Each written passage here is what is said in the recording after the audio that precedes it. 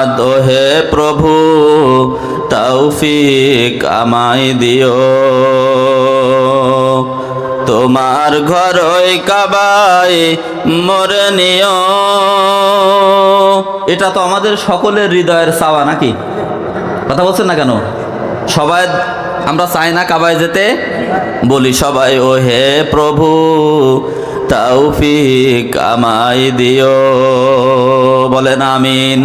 ও হে প্রভু তৌফিক আমায় দিও, তোমার ঘর ওই কাবায় মোরে নিও। কাবা তাওয়াফের পরে মোর, কাবা তাওয়াফের পরে মোর নিও মদিনায়, যেথায় আমার প্রিয় নবী ঘুমায় নিরালায়, যেথায় মোদের প্রিয় রাসূল ঘুমায় নিরালায়। কুরাইশ কিন্তু একটা গোত্রের নাম, একটা বংশের নাম। যদি আপনাদের কাছে জিজ্ঞেস করি কুরাইশ কার বংশ, আপনারা কি বলবেন? কোন বংশ? রাসূলুল্লাহ সাল্লাল্লাহু আলাইহি সাল্লামের বংশ না? কথা বলুন সবাই। আমাদের নবীজি যে বংশে জন্মগ্রহণ করছিলেন, যে গোত্রে হুজুর জন্মগ্রহণ করছিলেন, নাম কি? কুরাইশ। এই তো বলে ফেলেছেন। আল্লাহ সুবহানাহু ওয়া তাআলা রাসূলুল্লাহ সাল্লাল্লাহু আলাইহি সাল্লাম যে বংশে জন্ম নিলেন সেই বংশের নামে একটা সূরা দিয়েছেন। সুবহানাল্লাহ বলবেন না? সুবহানাল্লাহি ওয়া বিহামদি। কোরআনুল কারীমের মোট সূরা কয়টা? 114টা। তার মধ্যে 106 নম্বর সূরা হচ্ছে সূরা কুরাইশ। এই সূরা কুরাইশের আয়াত সংখ্যা 4। কত বলুন? 4টা আয়াত। আমরা পড়েছি 3 এবং 4 নম্বর আয়াত। আমরা সবাই পড়ি, আউযু বিল্লাহি মিনাশ শাইতানির রাজিম, বিসমিল্লাহির রহমানির রহিম, ফালইয়াবুদু রাব্ব হাযাল বাইত আল্লাযী আত'আমাহুম মিন যু' ওয়া আমানাহুম মিন খাউফ। আল্লাহ সুবহানাহু ওয়া তাআলার কাছে আমরা রহমত কামনা করছি, তিনি যেন দয়া করে অভিশপ্ত শয়তানের যাবতীয় ওয়াসওয়াসা থেকে আমাদেরকে হেফাজত করেন। সবাই বলেন আমিন।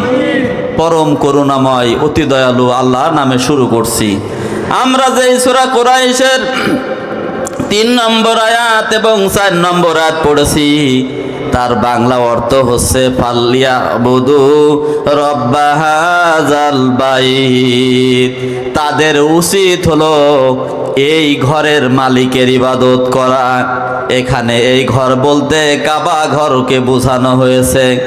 3 নম্বর আয়াতের মানে হলো আল্লাহ রাব্বুল আলামিন বলেন তাদের উচিত এই ঘরের মালিকের ইবাদত করা।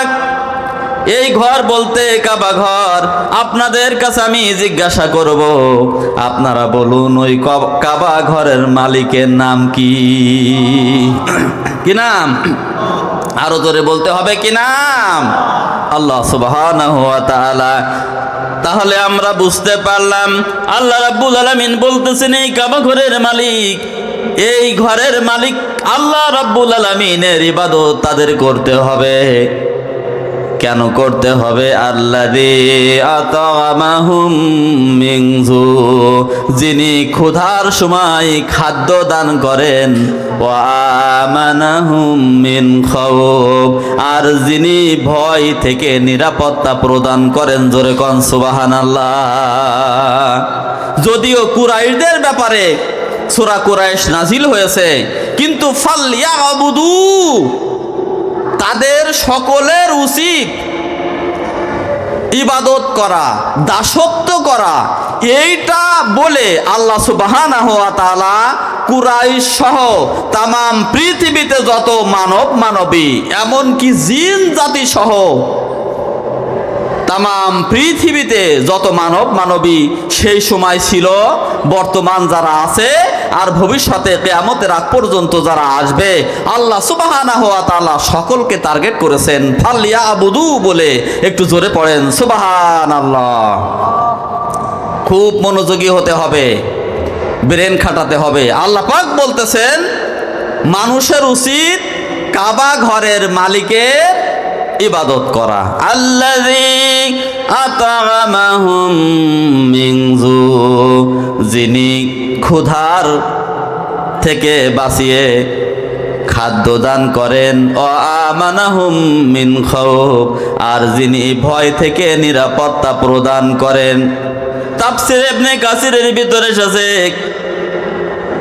স্পষ্টভাবে সেখানে তুলে ধরা হয়েছে যে এই আয়াত দিয়ে আল্লাহ রাব্বুল আলামিন দুনিয়া এবং আখিরাতের মুক্তির মূলনীতি কি হবে, আল্লাহ রাব্বুল আলামিন এই 3 নম্বর এবং 4 নম্বর আয়াত সূরা কুরাইশের মধ্যে আল্লাহ তুলে ধরেছেন। একটু সুবহানাল্লাহ বলেন। একটুখানি লক্ষ্য করুন, আমরা পৃথিবীতে মানুষ হিসেবে এসেছি, আমাদের কি প্রয়োজন আছে না নেই দুনিয়ায় বলেন? কথা বলতে হবে। প্রয়োজন আছে যে এই কয়দিন পৃথিবীতে বাঁচবো, এখানে কিন্তু আমাদের দরকার আছে মানুষের অনেকগুলো মূল চাহিদা আছে, যেইগুলো মৌলিক চাহিদা বলে।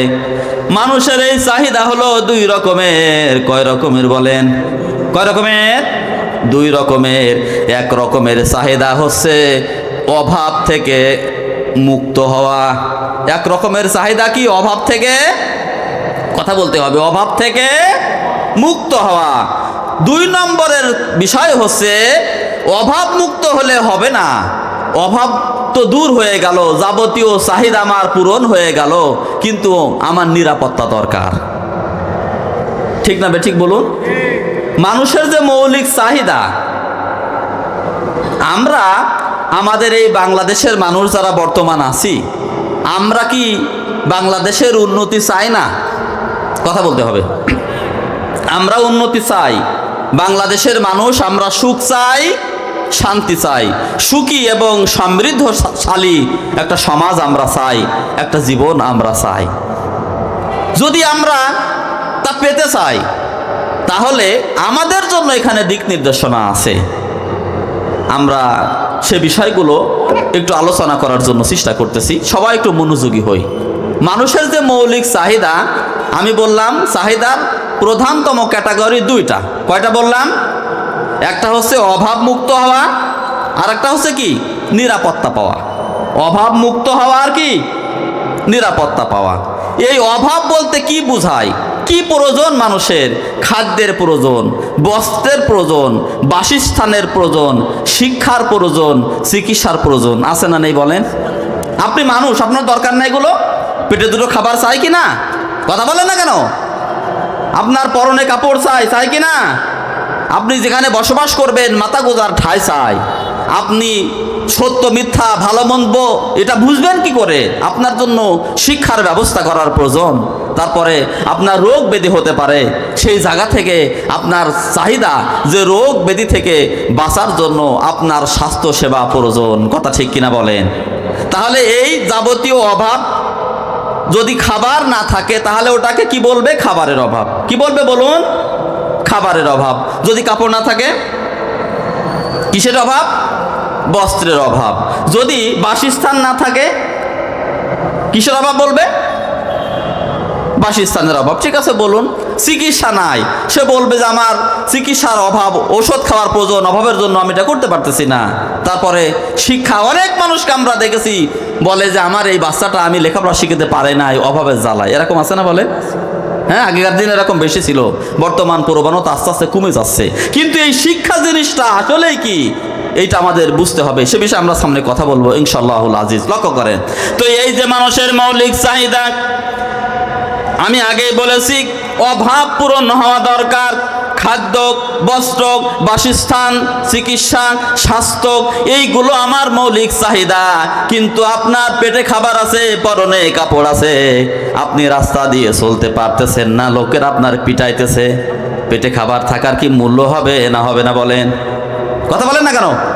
হবে না, কারণ আপনার নিরাপত্তা দরকার। এই জন্য এই নিরাপত্তার একটা সাইট, এখানে মৌলিক অনেকগুলো নিরাপত্তা আছে। আপনার জানের নিরাপত্তা থাকতে হবে, আপনার মালের নিরাপত্তা থাকতে হবে। ঠিক বলছি না ভুল বলছি বলেন? আপনার মালের নিরাপত্তা চাই, আপনার জানের নিরাপত্তা চাই, আপনার মান সম্মানের নিরাপত্তা চাই, আপনার পরিবারের নিরাপত্তা চাই, আপনার সমাজের নিরাপত্তা চাই। এই যে মানুষের দুই রকমের মেন চাওয়া, এই বিষয়টি যদি মাথায় রেখে আমরা কোরআনুল কারীমের মধ্যে ঢুকতে পারি, আল্লাহ রাব্বুল আলামিন এই সূরা কুরাইশের মধ্যে এই অভাব পূরণের জন্য আমাদের কর্মপন্থা বলে দিয়েছেন। আল্লাযী আতামাহুম মিন জু, যদি যাবতীয় অভাব তোমরা পূরণ করতে চাও, আল্লাহ রাব্বুল আলামিন পূরণ করে দেবেন।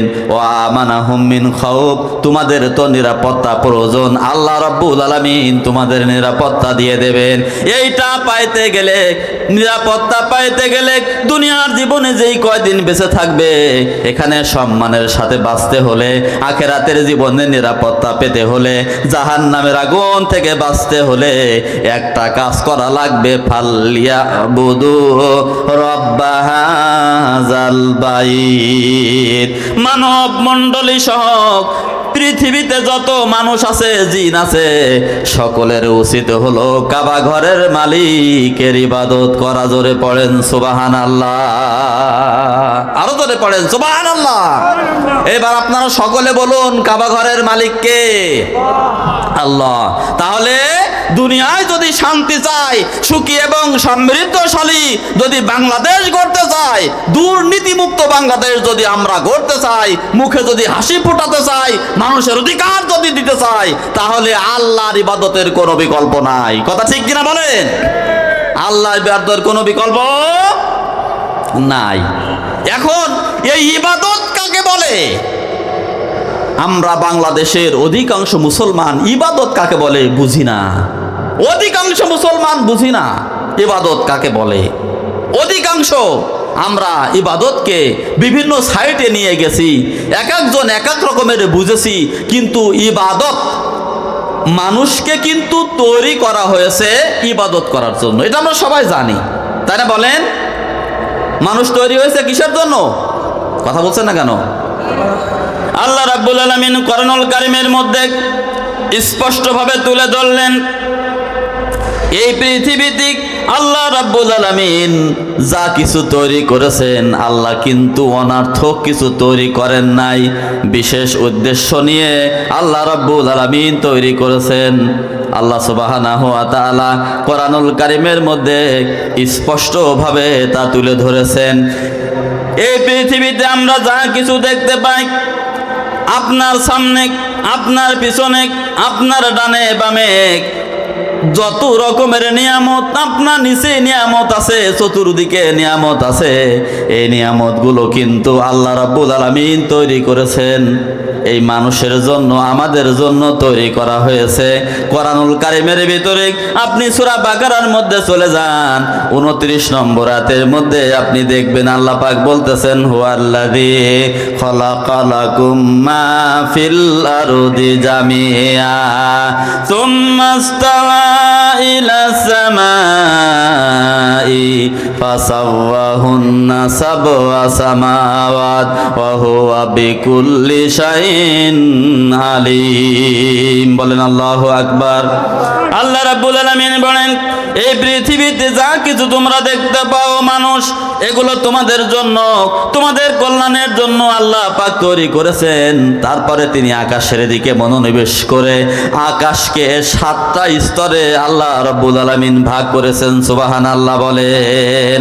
ওয়া হুয়া বিকুল্লি শাইইন আলিম, আর তিনি প্রত্যেকটা বিষয়ে বিজ্ঞ, সকল বিষয়ের পরিপূর্ণ জ্ঞান আল্লাহ রাব্বুল আলামিনের কাছে রয়েছে। সম্মানিত সুধী মণ্ডলী, আমরা বুঝতে পেরেছি এই পৃথিবীতে যা কিছু আমরা দেখতে পাই আমাদের জন্য তৈরি করা হয়েছে। তাহলে আমরা তৈরি হলাম কেন? কেন আমাদেরকে বানানো হলো? সূরা জারিয়াতের ভিতরে 56 নম্বর আয়াত, 57 নম্বর আয়াতে সেখানে আপনি দেখবেন আল্লাহ রাব্বুল আলামিন আমাদের তৈরি করার উদ্দেশ্য বলতেছেন, ওমা খালাকাতুল জিন্না ওয়াল ইনসা ইল্লা লিয়াবুদুন মা উরিদু মিনহুম মির রিজক ওয়া মা উরিদু আন ইউতইমুন। আল্লাহ রাব্বুল আলামিন বললেন, ওমা খালাকতুল জিন্না ওয়াল ইনসা ইল্লা লিয়াবুদুন, আমি মানব এবং জিন জাতিকে তৈরি করেছি শুধুমাত্র কেবলমাত্র আমার ইবাদত করার জন্য। মা উরিদু মিনহুম মির রিজক, আল্লাহ পাক বলেন আমি তাদের কাছ থেকে রিজিক চাই না। ওয়া মা উরিদু আন ইউতইমুন, আর আমি এটাও চাই না তারা খাবারের বন্দোবস্ত করুক। এরপরে আল্লাহ পাক বলেছেন রিজিকের মালিক আমি আল্লাহ, চূড়ান্ত ক্ষমতার অধিকারী আমি আল্লাহ সুবহানাল্লাহ বলেন। তাহলে আমরা তৈরি হলাম ইবাদত করার জন্য। সবাই বলেন আল্লাহ পাক আমাদের তৈরি করেছেন কিসের জন্য? ইবাদত করার জন্য। এখন ইবাদত এর বাংলা মানে হচ্ছে দাসত্ব করা। ইবাদত করার বাংলা মানে কি? দাসত্ব করা। এই পৃথিবীতে যত মানুষ আমরা আছি আমরা সব দাস। আমরা সব কি? দাস। মূল মালিক হচ্ছেন আল্লাহ সুবহানাহু ওয়া তাআলা। মালিককে বলেন, আরো জোরে বলেন মালিককে, আল্লাহ সুবহানাহু ওয়া তাআলা। আর আমরা কি? আমরা দাস। একটুখানি লক্ষ্য করেন, ইবাদত বলা হয় মালিকের নির্দেশ মোতাবেক, মালিকের নির্দেশ মোতাবেক যাবতীয় কাজ করা। আপনি যার আদেশ এবং নিষেধ ফলো করে চলতেছেন এর মানে হচ্ছে এই যে আপনি তার ইবাদত করতেছেন। আমি খুব শর্টে আপনাদেরকে বোঝানোর জন্য চেষ্টা করতেছি। লক্ষ্য করেন, এই পৃথিবীতে যত মানুষ আমরা আছি, বর্তমান 800 কোটির কিছু আপ ডাউন হবে, 800 কোটির কিছু বেশি কম হবে মানুষ আমরা পৃথিবীতে আছি। আমরা কিন্তু সবাই আব, সবাই কি? আব মানে দাস। ইবাদত যে করে তাকে কি বলে? আব বলে, বাংলায় বলে দাস। ইবাদত যে করে তাকে কি বলে? আব। সবাই বলেন আব। আব মানে দাস। এই পৃথিবীতে যত মানুষ আমরা আছি আমরা কিন্তু সবাই ইবাদতের মধ্যে আছি। সবাই কি? ইবাদতের মধ্যে আছি। মুসলমানরাও ইবাদত করে, হিন্দুরা কি ইবাদত করে না? করে না? কথা বলেন। করে। খ্রিস্টান করে। অন্যান্য ধর্মের লোক প্রায় 5000-এর বেশি ধর্ম বর্তমান পৃথিবীতে আছে। 5000-এর বেশি। পৃথিবীর আনাচে কানাচে ছড়িয়ে ছিটিয়ে বিভিন্ন মতাদর্শ, বিভিন্ন দিন, বিভিন্ন ধর্ম যেগুলি আছে এক জায়গায় করলে বর্তমান 5000-এর বেশি হবে। এই যত ধর্মের মানুষ পৃথিবীতে আছে এই সব মানুষ কিন্তু আব্দ। সব মানুষ কি? আব মানে কি? দাস। সবাই ইবাদত করতেছে। আপনি বলবেন এ আবার কেমন কথা? হ্যাঁ, ইবাদত মানে কি বুঝতে হবে।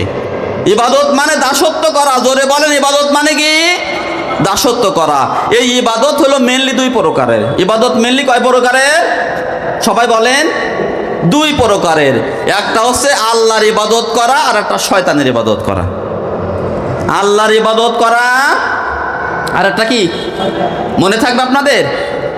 আমরা কথা বলবো, আপনারা আলোচনা শুনবেন, কিছু আমরা জানবো না, বুঝবো না, ওই রকম ওয়াজ কিন্তু করলে চলবে না। আপনারা কি আমার সাথে একমত? একমত? অনেক মানুষ এক জায়গায় হওয়ার কোনো দরকার আছে বলে আমি মনে করি না। যদি যেই কয়জন মানুষ আল্লাহ সামনে হাজির করেন, আমরা যারা এসেছি আল্লাহ তৌফিক দিয়েছেন তাই এসেছি, তাই না বলেন? এখান থেকেই আমরা যদি হেদায়েত খুঁজে পাই, আল্লাহ পাক যদি আমাদের হেদায়েত নসিব করেন, সেটা অনেক বড় কথা। যদি অনেক মানুষ এক জায়গায় হলো, আলোচনা হলো, অনেক কিছু হলো, যদি হেদায়েত না হয় ওই লক্ষ লক্ষ সমাগমের মূল্য আল্লাহর কাছে নাই। আছে কিনা বলেন? আল্লাহর কাছে কিসের মূল্য? আল্লাহর কাছে মূল্য হচ্ছে মানুষ যে হেদায়েত পাবে, তাকওয়াধারী হবে, এই তাকওয়ার মূল্য হচ্ছে আল্লাহর কাছে অনেক বেশি। সংখ্যা দিয়ে কিন্তু ইসলামে বিজয় হয় না, বিজয় হয় ইসলামে তাকওয়া দিয়ে। ঠিক বললাম না ভুল বললাম? কি দিয়ে হয়? তাকওয়া দিয়ে, ঈমান দিয়ে। এই জন্য আমাদের লক্ষ্য করতে হবে, আমরা অনেক শুনলাম কিন্তু আমল করলাম না, বাস্তবতা উপলব্ধি করলাম না, তাহলে ওই ওয়াজ আমাদের জন্য তেমন উপকার বয়ে আনতে পারবে বলে আমরা মনে করতে পারি না। এই জন্য সবার কাছে বিনয়ের সাথে বলতেছি, খুব মনোযোগী হতে হবে, খুব মনোযোগী হয়ে শুনতে হবে, বোঝার জন্য চেষ্টা করতে হবে, নিজেদের জীবনের সাথে মিলিয়ে নিতে হবে, তাহলে এই মাহফিল সার্থক হবে। আল্লাহ যেন তাই করেন, সবাই বলেন আমিন। তাহলে এই পৃথিবীতে যত মানুষ আছে সবাই দাস। কার দাস? কেউ আল্লাহর দাস, কেউ শয়তানের দাস। লক্ষ্য করেন, আল্লাহ রাব্বুল আলামিন আমাদেরকে ইবাদত করার জন্য তৈরি করলেন। ইবাদত করতে হবে এমন ভাবে আমাদেরকে সেটিং করে দেওয়া হলো, ইবাদতের বাইরে যাওয়ার ক্ষমতা কিন্তু আমাদের নাই। ভালো করে বোঝেন, যদি আল্লাহর আইন মানেন তাহলে আল্লাহর ইবাদত হয়ে গেল, আর আল্লাহর আইনের বাইরে যদি যান তাহলে শয়তানের ইবাদত হয়ে গেল। এই যে মানুষ, আমরা আমাদের মৌলিক চাহিদার কথা আগেই বলেছি, পেটে দুটো খাবার চাই, ঠিক কিনা বলেন? পেটে দুটো খাবার চাই। খাদ্য ছাড়া এই 800 কোটি মানুষ বাঁচতে পারে কি আপনারা বলেন? কথা বলছেন না কেন? খাদ্য ছাড়া কি বাঁচতে পারবে? এই খাদ্য তাকে খেতেই হবে। আপনিও খাইলেন, আমিও খেলাম, একজন হিন্দু ভাই তিনিও খেয়েছেন, বৌদ্ধ তিনিও খেয়েছেন, খ্রিস্টান খেয়েছেন, অন্যান্য ধর্মের লোকেরা যারা আছেন তারাও খাদ্য খেয়েছেন, কিন্তু এই খাদ্য খাওয়াটাও হচ্ছে একটা ইবাদত। আপনি যদি আল্লাহ রাব্বুল আলামিন যেইভাবে খাবারের কথা বলেছেন, নির্দেশনা দিয়েছেন, যে রুল তিনি দিয়েছেন, ওইভাবে যদি আপনি খাদ্য খান, আপনার খাদ্য খাওয়াটা ইবাদতের মধ্যে গণ্য হয়ে যাবে। সুবহানাল্লাহ বলবেন না? একটা হাদিসের মধ্যে এসেছে, রাসূলুল্লাহর প্রিয় সাহাবী অসুস্থ হয়ে গিয়েছিলেন, নবীজি ওই সাহাবীকে দেখতে গিয়েছিলেন। সেখানে অনেক কথা বুখারী শরীফের হাদিসের মধ্যে এসেছে। নবীজি ওই সাহাবীকে বললেন, আমার সাহাবী, তুমি তোমার পরিবারের জন্য যে ইনকাম করো তাদের মুখে যে খাবার তুলে দাও, এমনকি তোমার স্ত্রীর মুখে যে খাবার তুলে দাও, এর কারণে আল্লাহ রাব্বুল আলামিন তোমার আমল নামায় কি লিখে দেবে। সুবহানাল্লাহ বলা গেল না? তাহলে আমি বোঝাতে চাইলাম, খাদ্য খাওয়াটা ইবাদত। যদি আল্লাহর আইন মানেন, যদি রাসূলুল্লাহর সুন্নাহ মানেন, যদি রুল মেনে খাদ্য খান, এইটাই আল্লাহর ইবাদত হবে। আর যদি আল্লাহর আইন না মেনে খাদ্য খান, আপনারা বলেন কার ইবাদত হবে? কার ইবাদত হবে? শয়তানের। তাহলে খাদ্য খেতে আমরা তো সবাই বাধ্য, ঠিক কিনা বলেন? আমরা সবাই বাধ্য না? খাদ্য ছাড়া তো বাঁচবো না, আপনি তো বাঁচবেন না। পানি পান ছাড়া আপনি কি বাঁচতে পারবেন? না, আপনার প্রয়োজন। এই পানি পান আপনি যদি রুল মানেন, আল্লাহ রাব্বুল আলামিনের নির্দেশ মেনে যদি আপনি পানি পান করেন, তাহলে আপনার ওই পানি পান করাটা ইবাদতের মধ্যে গণ্য হয়ে যাবে। আর যদি আল্লাহর আইন যদি না মানেন, কোরআনের বিধান যদি না মানেন, রাসূলুল্লাহর সুন্নাহ যদি না মানেন, এইগুলো মাইনাস করে যদি পানি পান করেন, তাহলে আপনি শয়তানের গোলাম হয়ে গেলেন। কথা কি ঠিক বলছি? বুঝতে পারছি আমরা সবাই? আমাদের প্রত্যেকটি কর্মকাণ্ড কিন্তু ইবাদতের মধ্যে, হয় আল্লাহর ইবাদত আর না হয় শয়তানের ইবাদত। এই জন্য খেয়াল করতে হবে, আল্লাহ রাব্বুল আলামিন যেইভাবে আদেশ দিয়েছেন, আমরা কিন্তু তার দাস। কার দাস বলেন? আল্লাহর দাস। আল্লাহ রাব্বুল আলামিন আমাদের পৃথিবীতে দাসত্ব করার জন্য পাঠিয়ে দিয়েছেন। আমরা তার দাসত্ব যদি করতে পারি, তাহলে দুনিয়ার জীবন আমাদের জন্য ভালো হবে, পরকালের জীবন ভালো হবে। আল্লাহ পাক আমাদের জন্য পৃথিবীতে পাঠিয়েছেন ঠিকই, কিন্তু আমাদের জন্য আল্লাহ জান্নাত রেডি করে রেখে দিয়েছেন। একটু ভালো করে বুঝতে হবে। আল্লাহ রাব্বুল আলামিন সূরা তওবার ভিতরে 111 নম্বর আয়াতের মধ্যে সেই কথা আমাদের স্মরণ করিয়ে দিয়েছেন। ইন্নাল্লাহা আশতারা মিনাল মুমিনিনা আনফুসাহুম ওয়া আমওয়ালাহুম বিআন্না লাহুমুল জান্নাহ। আল্লাহ রাব্বুল আলামিন বলেন, আমার বান্দা যারা, আমার দাস যারা, আল্লাহর দাস যারা হবে, আল্লাহ রাব্বুল আলামিন তাদের সাথে একটা চুক্তি করেছেন, একটি বেচা কেনার চুক্তি করেছেন। সেটা হচ্ছে আল্লাহ সুবহানাহু ওয়া তাআলা বলেন, আমি আমার ইমানদার বান্দা যারা হবে, আমার অনুগত যারা হবে, আমার কথা যারা মান্য করবে, ইমানের দাবিতে দাবিদার হয়ে যারা সুন্দরভাবে জীবন যাপন করবে, আল্লাহ পাক বলেন আমি তাদের জানমাল কিনে নিয়েছি জান্নাতের বিনিময়ে। একটু সুবহানাল্লাহ বলেন। তাহলে বুঝাতে চাইলাম ইমানদাররা কিন্তু আল্লাহর কৃতদাস। ইমানদাররা কি দাস? কৃতদাস। আপনার জান বিক্রি কার কাছে বলেন দিন? কথা বলেন না কেন? কার কাছে? আপনার মাল বিক্রি কার কাছে? বিক্রি করেছেন তো? উত্তর দিচ্ছেন না কেন? বিক্রি করেছেন? জবাব নেই কেন? আল্লাহ বলছেন আমি ইমানদারদের কাছ থেকে তাদের জান এবং মাল কিনে নিয়েছি। সূরা তওবা খুলে দেখেন 111 নম্বরে। এখন আপনি যদি বলেন না আমার জান মাল আমি আল্লাহর কাছে বেচিনি, তাহলে বোঝা যাবে আপনি ইমানদার না। কথাটা মানে বাড়ি বললাম না ঠিক বললাম? আল্লাহ বলতেছেন ইমানদারদের জানমাল আমার কিনা হয়ে গেছে। কিসের বিনিময়ে? একটু জোরে কথা বলেন। আমরা জান্নাতে যেতে চাই না, কে কে বলুন তো দেখি? কে কে চাই না? কেউ কি হাত তুলবেন? জান্নাতে যেতে চাই না? কেউ হাত তুলবেন না, আমিও তুলবো না, আপনিও তুলবেন না। আল্লাহ আমাদেরকে মাফ করুন, সবাই বলেন আমিন। আমরা তো জান্নাতে যেতে চাই, এই জন্য আল্লাহ সুবহানাহু ওয়া তাআলা আমাদেরকে স্মরণ করিয়ে দিয়েছেন, বান্দারে তোমার জান তোমার মাল আমি তো চুক্তি করে ফেলেছি তোমার সাথে। আলমে আরো চুক্তি হয়েছিল এই ব্যাপারে সূরা আরাফের মধ্যে আলোচনা এসেছে, আমি ওইদিকে যাচ্ছি না। আল্লাহ পাক বলতেছেন তোমার সাথে আমার বেচা বিক্রি হয়ে গেছে, আমার জান্নাত দিয়ে দিয়েছি, বিনিময়ে তোমার জান মাল আমি আল্লাহ নিয়ে নিয়েছি। সুবহানাল্লাহ বলেন। তাহলে আমরা বুঝাতে চাইলাম এই পৃথিবীতে সবাই ইবাদত করতেছে। আপনাদের কাছে প্রশ্ন, আব্দ হলো দুই রকমের, একটা হচ্ছে আল্লাহ রাব, আর একটা আব্দের নাম আপনারা বলেন শয়তানের আব্দ। এই উত্তর পেয়ে গেছি। এই জন্য লক্ষ্য করতে হবে, এই যে নামাজ পড়া ইবাদত, আবার নামাজ না পড়াও ইবাদত। নামাজ পড়া কি ইবাদত, নামাজ না পড়াও? আপনারা চিন্তা করছেন হুজুর আবার কি ওয়াজ করছে, ভুলভাল বলছি নাকি আপনাদের কাছে? লক্ষ্য করেন, বুঝতে হবে নামাজ পড়া ইবাদত, না পড়াও পড়া বলেন আপনারা ইবাদত, না পড়াও ইবাদত। খেয়াল করেন এই নামাজ ইবাদত কিভাবে হলো? আল্লাহর নির্দেশ মেনে যখন আপনি নামাজ পড়বেন, ওই আর নামাজটা ইবাদত হবে। আপনি ফজরের নামাজ পড়লেন, জোহর পড়লেন, আসর পড়লেন, মাগরিব পড়লেন, ইশা পড়লেন, ভালো করে নামাজ পড়লেন।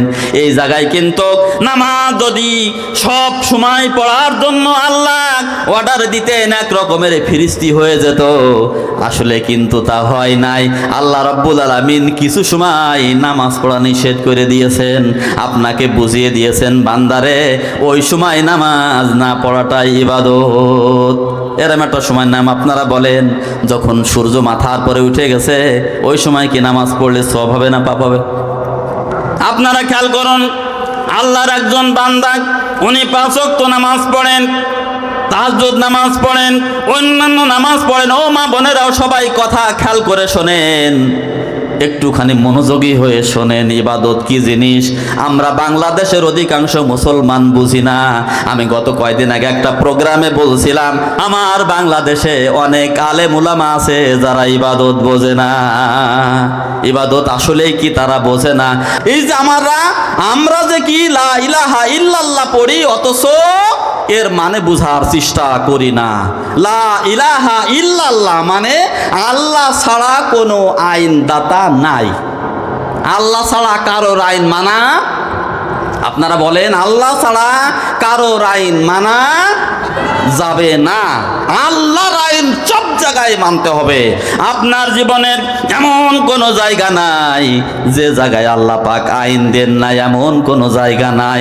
আপনার জীবনের প্রত্যেকটি কর্মকাণ্ড কিভাবে হবে, এমন কি পেশাব করবেন কিভাবে, আপনি পায়খানা করবেন কিভাবে, সেটাও হাদিসের মধ্যে বর্ণনা হয়ে গেছে। সুবহানাল্লাহ বলেন। আপনি হাতের নখ কাটবেন, এখানে কি রুল আছে না নেই? কথা বলছেন না কেন? হাতের নখ কাটা রুল আছে? আপনি যদি রুল মেনে হাতের নখ কাটেন, পায়ের নখ কাটেন, আল্লাহর ইবাদত হয়ে গেল। আর আপনি যদি রুল না মেনে নখ কাটেন, শয়তানের ইবাদত হয়ে গেল। ইবাদত হবে আপনার দিয়ে, হয় আল্লাহর ইবাদত না হয় শয়তানের ইবাদত। যেই কথাটা আমরা বলতেছিলাম, নামাজ পড়াও ইবাদত, না পড়াও ইবাদত। 5 ওয়াক্ত নামাজ পড়লেন, আল্লাহর আইন মানলেন, বিধান মেনে নামাজ পড়লেন, ওটা আপনার জন্য ইবাদত। কিন্তু আল্লাহর একজন বান্দা যখন বেলা একবার মাথার উপর উঠে গেছে, উনি চিন্তা করতেছেন তার সময় যখন আছে বসে না থেকে নামাজ পড়ি, নফল নামাজ পড়ি, নফল নামাজ পড়তেছেন। আর একজন পাশে বসে নামাজ পড়তেছেন না, উনি বলতেছেন না এখন পড়া যাবে না, আল্লাহর পক্ষ থেকে নিষেধাজ্ঞা, শরিয়াত এই ব্যাপারে নিষেধ করে দিয়েছে, পড়া যাবে না। আল্লাহর আইন আমি মানবো, রাসূলুল্লাহ দেখানো রাস্তায় আমি চলবো, আমি নামাজ পড়বো না। আর একজন নামাজ পড়লো, আপনারা বলেন যে ওই সময় নামাজ পড়লো, ভুল যেন বুঝবেন না, হারাম টাইমে নামাজ পড়লো। আর একজন পড়লো না, আপনারা বলেন যে নামাজ পড়লো, সে কার ইবাদত করলো? কার ইবাদত? শয়তানের। আর যে পড়লো না, আল্লাহর। এই তো বুঝে ফিরেছেন। তাহলে নামাজ পড়া ইবাদত তখনই হবে যখনই আল্লাহ রাব্বুল আলামিনের আইন মেনে নামাজ পড়া হবে। আর আল্লাহর আইন উপেক্ষা করে যখন আপনি নামাজ পড়বেন, ওই নামাজ তখন ইবাদত আল্লাহর হবে না, হবে শয়তানের ইবাদত। এই যে পবিত্র মাহে রমজান সামনে আসতেছে, আমি মুসলমানদেরকে স্পষ্ট করে বলতেছি, মা বোনেদেরকেও বলি, সকলকে বলি, এই যে রোজা থাকা ফরজ, কার বিধান? আল্লাহ রাব্বুল আলামিন কোরআনুল কারীমের মধ্যে বিধান দিয়েছেন। আমি রোজা সম্পর্কে আলোচনা করতে চাচ্ছি না, কিন্তু আল্লাহ রাব্বুল আলামিন যে বিধান দিয়েছেন, শরীয়তের ওজর ছাড়া কিন্তু রোজা ছেড়ে দেওয়া যাবে না। রোজা কার আদেশ? আল্লাহর আদেশ। এখন আপনি রোজা প্রতিপালন করলেন, নফল রোজা রাখলেন, ইবাদত করলেন, আল্লাহর ইবাদত হয়ে গেল। কিন্তু আপনি যদি মনে করেন 12 মাস 365 দিন রোজা রাখবো, রাখা যাবে কি? কয়দিন যাবে না? 5 দিন, রোজার ঈদের দিন, কোরবানির ঈদের দিন, আর কোরবানির ঈদের পরের 3 দিন। কয়দিন হলো? প্লিজ কেউ কথা বলেন না, আমি আপনাদের কাছে জিজ্ঞেস করতেছি। রোজা রাখা হারাম বছরে 5 দিন, কোন কোন দিন বলেন? রোজার ঈদের দিন আর কোরবানির ঈদের দিন বলেন সবাই। রোজার ঈদের দিন আর কোরবানির ঈদের দিন, আর কোরবানির ঈদের পরের 3 দিন। ওই যে 3 দিন তাকবীর পড়তে হয়, আল্লাহু আকবার, আল্লাহু আকবার, লা ইলাহা ইল্লাল্লাহু, আল্লাহু আকবার, আল্লাহু আকবার, লিল্লাহিল হামদ পড়তে হয় না? ওই 13 তারিখ আসর পর্যন্ত, ওই কদিন। তাহলে মোট কদিন রোজা রাখা হারাম? 5 দিন। কোন কোন দিন বলেন? 2 ঈদের 2 দিন, কুরবানির ঈদের পরে 3 দিন, এই 5 দিন। এখন মনে করেন আল্লাহর একজন বান্দা, সে বলল আমি 12 মাস আল্লাহর আইন মেনে চলি, এত কষ্ট হলো, রোজা রাখলাম রমজানের রোজাগুলো, আজকে ঈদুল ফিতরের দিন রোজা রাখি। এক ব্যক্তি রোজা রাখলো, ঈদুল ফিতরের দিন রাখলো। আর এক ব্যক্তি বলতেছে না, এই জায়গায় আল্লাহ মানা করেছেন, রাসূলুল্লাহর পক্ষ থেকে নির্দেশন এসে গেছে, আমি থাকবো না, থাকলে পাপ হবে। একজন রোজা রাখলো ঈদুল ফিতরের দিন, আর একজন রাখলো না। আপনারা বলেন কে আল্লাহর ইবাদত করলো আর কে শয়তানের ইবাদত করলো? যে রাখলো শয়তানের ইবাদত। কারণ কি বলেন দিন? আল্লাহর আইন মানা হয় নাই, আল্লাহর আইন মানা হয় নাই। এই রকম যদি উদাহরণ আপনাদের কাছে দেই, একের পর এক দেওয়া যাবে। আল্লাহর আইন মেনে যে কাজটি আপনি করবেন ওইটাই ইবাদত, আল্লাহর নিষেধ মানবেন ওটাও ইবাদত। জোরে সুবহানাল্লাহ বলেন। আল্লাহ যারা নিষেধ করেছেন আপনি ওই কাজটি করবেন না, ওটা হচ্ছে ইবাদত, আল্লাহর ইবাদত। আল্লাহ নিষেধ করেছেন ওই কাজ করবেন, শয়তানের ইবাদত। মুসলিম শরীফের হাদিসের মধ্যে এসেছে, ও মুসলমানেরা সবাই একটু ভালো করে খেয়াল করেন, একটু ব্রেনকে কাজে লাগান। আসলে আমরা কখন চলে যাব, কার ঘন্টা পড়ে যাবে বলা যায় না। বর্তমান সময়ে দেখতে পাচ্ছি 50 বছরের নিচেই, 60 বছরের নিচেই মানুষের মৃত্যুর সংখ্যা যেন অনেক বেশি হয়ে গেছে। না ভুল বলছি? কথা বলছেন না কেন? ওখানে অনেকে চিন্তা করে মরার বয়স হয়নি, এ করব, তা করব, অমুক করব, তমুক করব, তারপরে ভালো হব। মরার আগে ভালো হয়ে যাব। কিন্তু একটু ভালো করে খেয়াল করতে হবে, আপনি আমি পৃথিবীতে আছি, আল্লাহ রাব্বুল আলামিন আমাদেরকে পৃথিবীতে দিয়েছেন, আমরা এখানে আছি। মরণ নামক যে ঝড় রাত দিন 24 ঘন্টা চলতেছে, আপনার একটুখানি নিজের বিবেককে কাজে লাগান। আপনি মনে করতেছেন যে আমি আল্লাহ রাব্বুল আলামিন আমারে দুনিয়ায় পাঠিয়েছেন, আমি এই সময় এই কাজটা করব না, আরও পরে যে করব, আরও পরে যে করব, ওই ভালো কাজটা করব, এরকম অনেক প্ল্যান কিন্তু আমাদের আছে, অনেকের আছে। মুখে দাঁড়িয়ে রাখো না কেন? তা বলতেছে আর কয় বছর যাক, তারপরে দাঁড়িয়ে রাখবো, তারপরে হজ করব, তারপরে মরে যাব। কিন্তু দেখা গেছে ওই সময় সে পায় নাই, তার আগে ঘন্টা পড়ে গেছে, মাইকে আওয়াজ হয়ে গেছে। ঠিক বললাম না ভুল বললাম? এগুলো কিন্তু শয়তান মানুষের আশা দেয়, আশা জাগিয়ে দেয় যে তুমি এখন দাঁড়িয়ে রাখলে হয়, এখন দাঁড়িয়ে রাখার দরকার নেই, থাক পরে রেখেন। ও বিভিন্ন রকমের চিন্তা চেতনা ওকে উদ্ভ্রান্তের মতো ঘুরিয়ে নিয়ে বেড়ায়। ও চিন্তা করে যে আমি পরে করব, কিন্তু পরে দেখা গেল মরণ উপস্থিত হয়ে গেছে, দাঁড়িয়ে রাখার সুযোগ হলো না। আপনাদের সবার কাছে আমি বলতেছি, এখানে যারা আছেন পুরুষ মানুষদেরকে বলতেছি, লক্ষ্য করেন, এই দাড়ি কিন্তু পুরুষদের একটা আলামত। কথা ঠিক না ভুল? আল্লাহ পাক আপনার মুখে দাড়ি পছন্দ করেছেন, দিয়েছেন। আপনার মার মুখে দাড়ি আছে? বলেন, আল্লাহ দেন নাই, তাই না? পছন্দ করেন নাই। এখন এই ব্যাপারেও রুল আছে। আপনি যদি শরীয়তে রুলের বাইরে দাঁড়িয়ে রাখেন, ইবাদত হবে না, শয়তানের ইবাদত হবে। দাড়ি কিভাবে রাখতে হবে, কি পরিমাণ রাখতে হবে, রুল আছে না? বলেন, এখানে রুল আছে। যদি রুল ভঙ্গ করেন, ওর চাইতে বেশি করেন, কম করেন, আপনার শয়তানের ইবাদত হয়ে যাবে। আমি একদিন এক ব্যক্তিকে দেখলাম, ইন্ডিয়াতে একটা প্রোগ্রাম ছিল, ওখানে দেখলাম একজন দাড়ি রেখেছে তাই নাভির নিচে পর্যন্ত দাড়ি, দেখলাম কয়েক জায়গায় গিরো দিয়ে রেখেছে। এত সুন্দর চেহারা লোকটার।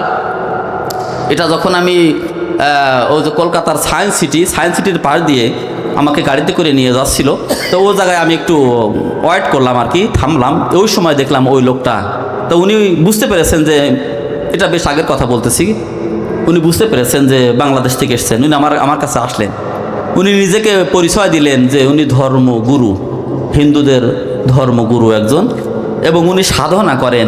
উনার বিভিন্ন সাধনার কথা আমার কাছে বললেন যে এই সাধনা করেন। তা যেটা দেখলাম, অনেক কষ্ট করে লোকটা, অনেক কষ্ট, ওর সাধনার কষ্ট, অনেক কষ্ট।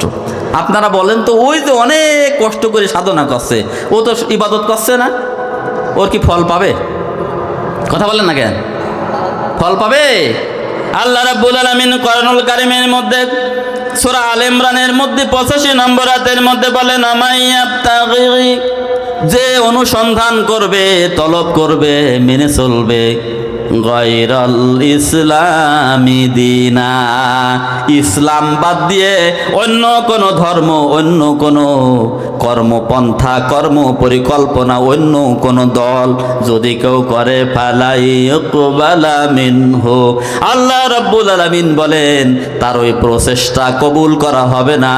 ওয়া হুয়া ফিল আখিরাতি মিনাল খাসিরিন,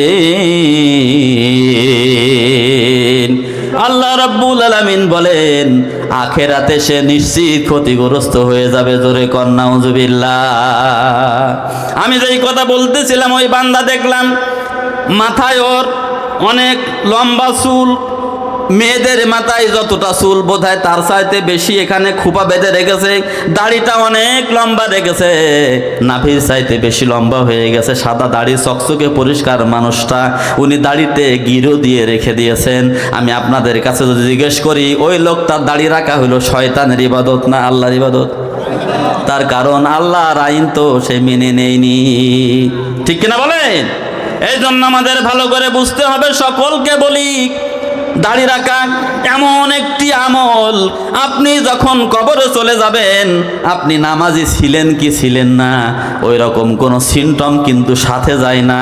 আপনি রোজা রেখেছেন না রাখেন নাই, ওটা কিন্তু একটা ডেড বডির দিকে বলা যায় না? যায়? ডেড বডি দিকে বলা যায় যে লোকটা রোজা রেখেছিল কিনা, ওই লোকটা নামাজ পড়ছিল কিনা, ডেড বডি দিকে বলা যায়? যায় না, বলা যায় না। অনেকের কপালের দাগ হয়, অনেকের কপালে দাগ হয় না, বলা যায় না। অন্যান্য ইবাদত, কোন আমল ওই মরা লাশের দেখা যায় না, কিন্তু একটাই দৃশ্যমান নেক আমল কবরে যায়। আপনারা বলুন তো, তার নাম কি? এই দৃশ্যমান আমল এইটাই আমার সাথে যাবে, আপনার সাথে যাবে। আর দেখানোর মতো কোনো আমল কিন্তু সাথে যাবে না। কবরে যখনই যাব ওই পর্যন্তই তো শেষ। মরে গেলাম, বসে গেলাম, গলে গেলাম, ওই পর্যন্ত শেষ না? কথা বলছেন না কেন? দুই একজন বলছেন না না, আর অধিকাংশ লোক চুপ রয়েছেন, তার মানে কি ওই পর্যন্তই শেষ? তো কথা বলতে হবে। প্রশ্ন কিন্তু জটিল প্রশ্ন। যদি বলেন ওই পর্যন্তই শেষ, আপনার ইমান বাতিল হয়ে যাবে। ওই পর্যন্তই শেষ, কথা বলেন না কেন? এরপরে জীবন শুরু। এরপরে কি? জীবন শুরু। এই পৃথিবীর জীবন এটা হচ্ছে পরীক্ষার সেন্টার। এটা কি বলুন তো? পরীক্ষার সেন্টার। এটা ভোগের জায়গা না।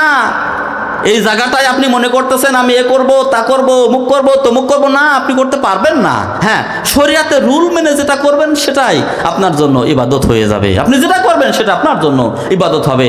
শরিয়াতের রুল মেনে আপনি যদি একটা ঘর তৈরি করেন, কোরআনের বিধান মেনে যদি ঘর তৈরি করেন, আপনার ওই ঘর তৈরি করাটা কিন্তু ইবাদত হয়ে যাবে, আল্লাহর ইবাদত হয়ে যাবে। আপনি চলে যাবেন, আপনার সন্তানেরা হয়তো বসবাস করবে অথবা অন্য কেউ বসবাস করবে, কিন্তু একজন মানুষকে দান করে দিলে, বাড়ি দান করলে যে সওয়াব হয়, শরিয়াতের রুল মেনে যদি আপনি বাড়ি করতে পারেন, তাহলে আপনার রেখে যাওয়া বাড়ি আপনার জন্য আল্লাহর কাছে সদকা বলে গণ্য হবে। সুবহানাল্লাহ পড়া কথা না? সব দলিল দিতে পারবো, সব দলিল আছে, দলিল ছাড়া কথা বলি না। এরপরে আপনি যদি শরিয়াতের রুল না মেনে ঘর তৈরি করেন, তাহলে ওই ঘর বানানো কিন্তু শয়তানের ইবাদত হয়ে যাবে। আমরা দেখেছি আল্লাহর আইন যদি কেউ মানে, নিরাপত্তা যে কথা আমরা আলোচনা করতেছি, যদি দুনিয়ায় সুখ পেতে চায়, শান্তি পেতে চায়, নিরাপত্তা পেতে চায়, তাহলে কোরআনের আইনের মধ্যে এগুলো আছে। আর এর বাইরে যদি কেউ চলে, পিছনের দিনে অনেক মানুষকে দেখেছি, জায়গা ছিল, জমি ছিল, গাড়ি ছিল, বাড়ি ছিল, পুলিশ ছিল, অমুক ছিল, তমুক ছিল, এখন আর খুঁজে পাওয়া যাচ্ছে না। কারণ কি বলেন? কারণ কি বলুন তো দেখি? শয়তানের ইবাদত করেছে। শয়তানের ইবাদত করলে কিন্তু ওর কোনো নিরাপত্তা নাই। কোরআনুল কারীমের ভিতরে আল্লাহ রাব্বুল আলামিন তুলে ধরেছেন, সামনে সেগুলো বলতেছি। আল্লাহর ইবাদত করলে কি হবে, শয়তানের ইবাদত করলে কি হবে, আলোচনা সামনে আসতেছে, লক্ষ্য করেন। আমরা যে কথা বলতেছিলাম, পিছনের দিনে আমার বাংলাদেশে যারা দুর্নীতি করলো, আলেম ওলামাদের সাথে অসৌজন্যমূলক আচরণ করলো, নিরপরাধ মানুষকে কষ্ট দিল, এরকম তো দেয়নি? দিয়েছে? কথা বলছেন না কেন? এরকম দিয়েছে? এখনো কিছু লোক ওটা বিশ্বাস করতে চায় না, বলছে বাদ দাও, ওগুলো মিডিয়ার তৈরি। এরকম শয়তানের বান্দাও আছে। আসলে বুঝলাম না, মানুষ তার উচিত ছিল সবচাইতে বেশি ভালোবাসা আল্লাহকে। ভুল বলছি না? সবচাইতে বেশি ভালোবাসা উচিত ছিল আল্লাহ পাককে। এরপরে ভালোবাসার দরকার প্রিয় নবী মুহাম্মদ রাসূলুল্লাহ সাল্লাল্লাহু আলাইহি সাল্লামকে। এ ব্যাপারে আমরা একমত কিনা? কিন্তু আমরা কি দেখি, আল্লাহর ভালোবাসা, রসুলের ভালোবাসা কোথায়? ওই নেতা নেত্রীর ভালোবাসায় পাগল হয়ে যায়। কথা ঠিক বললাম না? বললাম। ওরা মনে করে যে পৃথিবীটা লুটে পুটে খায়। আসলে ওর জন্য কত টাকার প্রয়োজন ছিল, হাজার হাজার কোটি টাকা এই বাংলাদেশ থেকে পাচার যদি না করে ওই টাকা যদি আমার দেশে থাকতো, ভালো হতো না? যদি ওরা ইসলামের বিধান মানতো, যদি ফিরাউন মানতো, যদি নমরুদ মানতো, যদি আবু জেহেল মানতো, আমাদের বাংলাদেশের যত পুরুষ আবু জেহেল, মহিলা আবু জেহেল, পুরুষ ফেরাউন, লেডি ফেরাউন যারা চলে গেল, ওরা যদি মানতো, বলেন ওদেরকে এইরকম জিল্লতি পোহানো লাগতো? কথা বলছেন না কেন? আদেও জিল্লাতি পোহানো লাগতো না। কারণ সূরা কুরাইশ 3 এবং 4 নম্বর আয়াত, ফালিয়াবুদু রাব্ব হাযাল বাইত, আল্লাহ বলছেন সবার উচিত এই কাবা ঘরের মালিকের ইবাদত করা, আল্লাযী আতামাহুম মিন জু, যিনি যাবতীয় প্রয়োজন মিটিয়ে দেবেন, ও আমানাহুম মিন খাউফ, কোনো ভয় থাকবে না, আল্লাহ নিরাপত্তা দিয়ে দেবেন। সুবহানাল্লাহ বলবেন না? কাজে আপনি যদি চান সম্মান, যদি ইজ্জত চান, কোরআনুল কারীমের রাস্তায় হাঁটেন, যে কদিন বাঁচবেন সম্মান পাবেন, ইজ্জত পাবেন। জালিমরা শত চক্রান্ত করেও আপনার ইজ্জত কমাইতে পারবে না। ঠিক কিনা বলেন?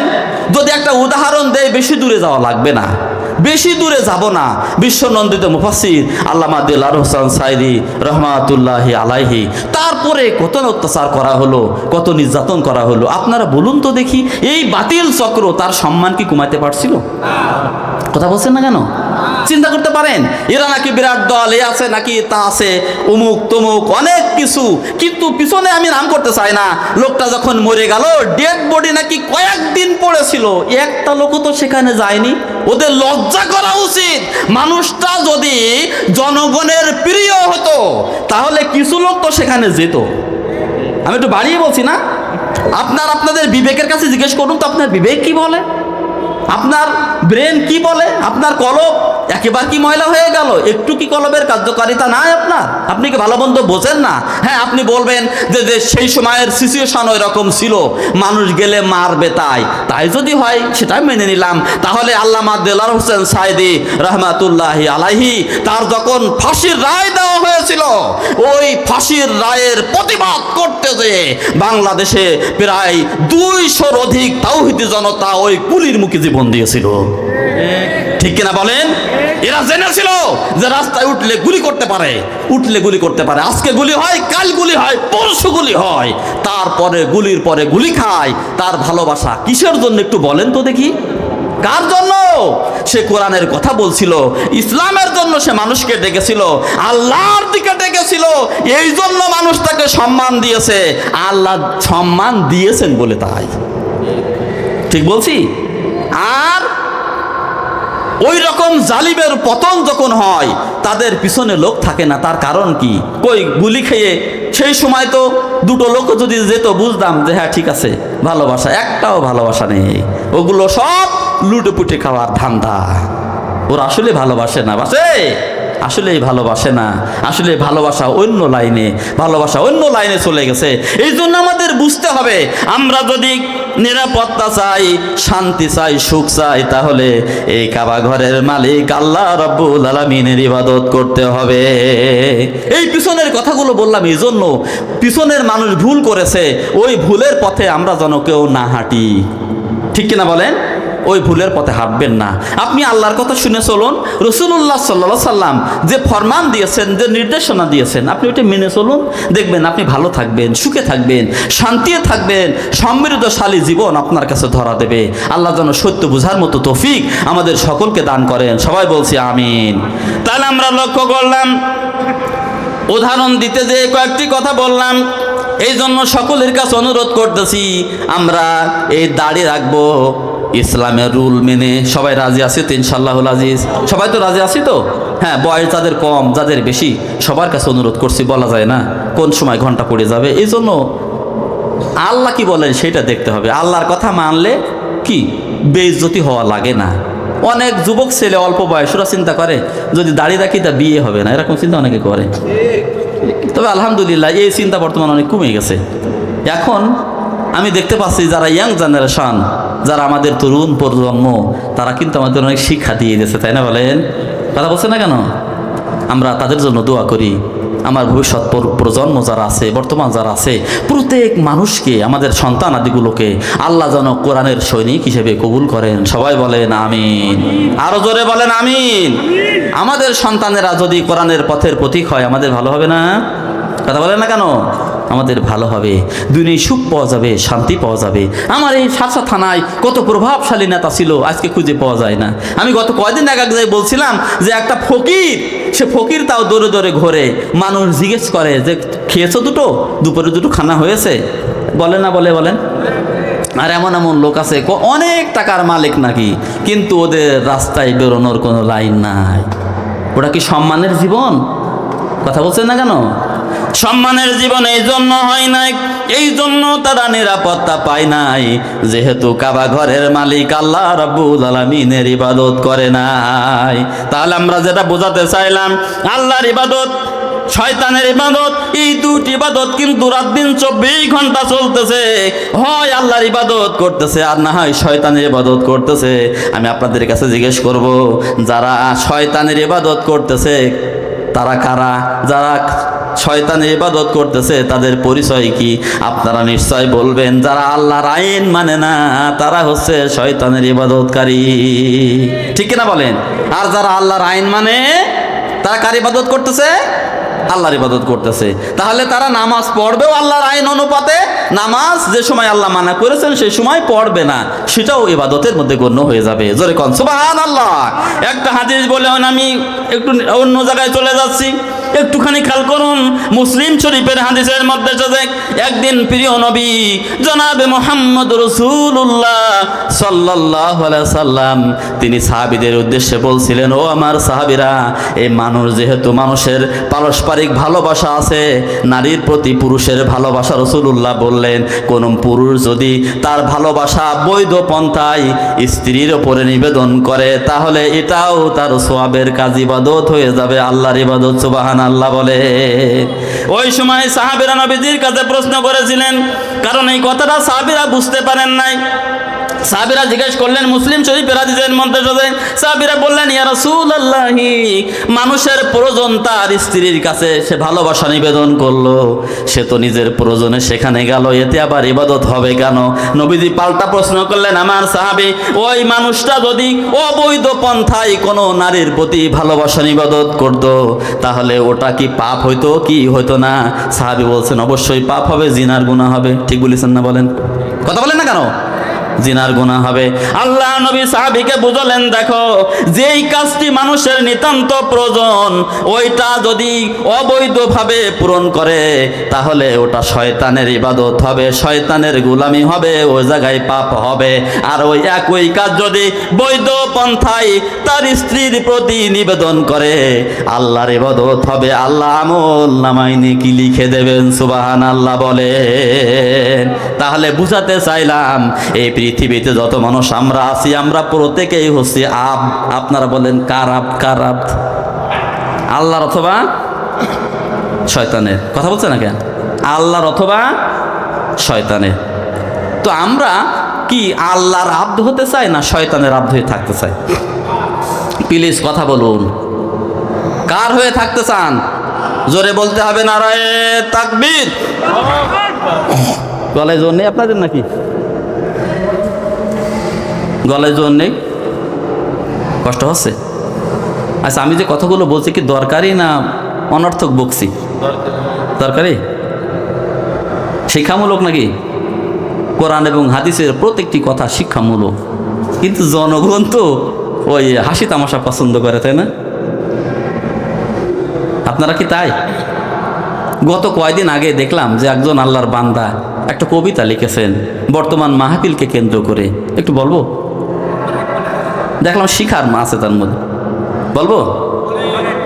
বক্তার কাজ বকে যাওয়া, উনি লিখেছেন, বক্তার কাজ বকে যাওয়া, শ্রোতার কাজ শোনা, আমল কারোর লাগবে না তো এটাই কি নির্দেশনা? ঠিক বলিছে না ভুল বলিছে? বক্তার মতো বক্তা বকে যাবে, শ্রোতার মতো শ্রোতা শুনে যাবে, কারোর আমল করা লাগবে না। শরীয়তের নির্দেশনা কি এটা? কথা বলেন না কেন? বক্তা খোঁজে টাকা, পরে উনি লিখেছেন, বক্তা খোঁজে টাকা, অন্তরে ইখলাস ফাঁকা। ঠিক বলিস না ভুল বলিস? বক্তা খোঁজে টাকা, অন্তরে ইখলাস ফাঁকা। না, সব বক্তা না, ভালো বক্তা আছে আলহামদুলিল্লাহ, আল্লাহর জন্য ওয়াজ করে, এরকম লোক আছে। আল্লাহ সকলকে মুখলেস হওয়ার তৌফিক দান করুন, সবাই বলেন আমিন। বক্তা খোঁজে টাকা, অন্তরে ইখলাস ফাঁকা, আর কমিটি খোঁজে লোক, তাই তো দেখি বক্তাগণের ভাইরাল হওয়ার ঝোঁক। ঠিক লিখেছে ভুল লিখেছে? কমিটিরও কি লোক দরকার, লোক দরকার করতে পারলে ভালো হয়। ঠিক লিখেছে? আপনারা কিন্তু সায় দিচ্ছেন। গত পরশুদিন একজন আল্লাহর বান্দা, উনার একটা ফেসবুকে স্ট্যাটাস দেখে আমার মানে গা কাঁপতে লাগলে, যে একজন বান্দা এরকম স্ট্যাটাস করেছে। আমি তো সেই সময়ের মানুষ, আমার জাহানটা কাঁপতে লাগলে। উনি ওখানে লিখেছেন, উনি উনার ভাষায় লিখেছেন, শর্ট কথা লিখেছেন। উনি লিখেছেন যে শুনেছি, আলেমদের কাছে শুনেছি যে আল্লাহ জাহান্নাম উদ্বোধন করবে আলেমদের দিয়ে। এরকম কথা আপনারা শুনেছেন? আল্লাহ জাহান্নাম উদ্বোধন করবে আলেমদের দিয়ে, শুনেছেন কোনোদিন? শোনেন নাই? আলোচনার সামনে আসছে, এই হাদিস আসবেন তাহলে প্রয়োজন হবে। উনি লিখেছেন আল্লাহ জাহান্নাম উদ্বোধন করবে আলেমদের দিয়ে। উনি বলছেন শুনতাম হাদিসে আছে, কিন্তু উনি বোধহয় একটা মাহফিল করছিলেন। উনি বলছেন যে এই মাহফিল করার পরে বুঝলাম আল্লাহ এই বক্তাদের দিয়ে উদ্বোধন করবে। গত দুদিন আগের কথা বলতেছি যে আল্লাহ বক্তাদের দিয়ে মানে উদ্বোধন করবে। হৃদয়টা কেঁপে উঠলো। এই কারণে আমিও তো অনেক প্রোগ্রাম করি, দেশে বিদেশে অনেক প্রোগ্রাম করার সুযোগ হয়। আল্লাহর কাছে বললাম যে আল্লাহ ওই রকম বক্তা আমাদেরকে বানিও না। সবাই বলেন আমিন। সারাটা জীবন যেন ইখলাস নিয়ে কাজ করতে পারি, যেন কোরআনের পক্ষে কাজ করতে পারি, রাসূলুল্লাহর ওয়ারিশ হয়ে যেন কাজ করতে পারি। আল্লাহ যেন আমাদের তৌফিক দান করেন। সবাই বলেন আমিন। তাহলে বক্তার কাজ বকে যাওয়া, শ্রোতার কাজ শোনা, আমল কারোর লাগবে না তো এটাই কি নির্দেশনা। বক্তা খোঁজে টাকা, অন্তরে ইখলাস ফাঁকা, কমিটি খোঁজে লোক, তাই তো দেখি বক্তাগণের ভাইরাল হওয়ার ঝোঁক। বক্তা গেল, কমিটি গেল।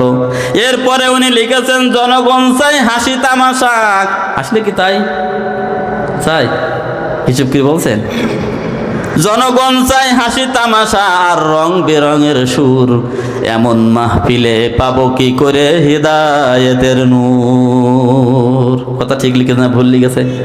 আমার বাংলাদেশে অনেক বক্তা আছে, হাদিস জানে না, কোরআন জানে না, নানান তাল উল্টো পাল্টা কথাবার্তা বলে। জনগণ খুব খুশি। গত কয়েকদিন আগে এক জায়গায় আমি জিজ্ঞেস করলাম, উনি আলোচনা করছিলেন, বসে এই রাম আলোচনা জীবনে কোনোদিন শুনিনি।